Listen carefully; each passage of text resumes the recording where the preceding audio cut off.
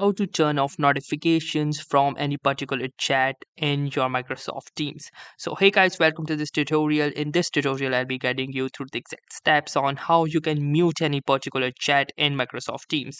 So if this has been the case with you that you receive multiple notifications from a particular chat and you don't want to block the person, you just want their notifications to be turned silent automatically without affecting the other chats, then the best thing that you can do is to mute that particular chat or person. So let me show you how you can do this. So the first thing that we're going to do is go to that particular chat that we are looking to mute. So for example, let's say I want this guy's chat to be muted. So let me simply drag my cursor over to this chat, and then I can click onto these three dots that says more options.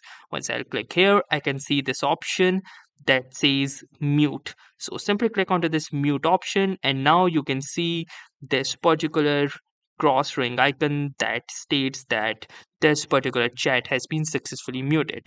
If you want to unmute them, you can repeat the same steps, click onto this more options, and then choose unmute, and they will be successfully unmuted.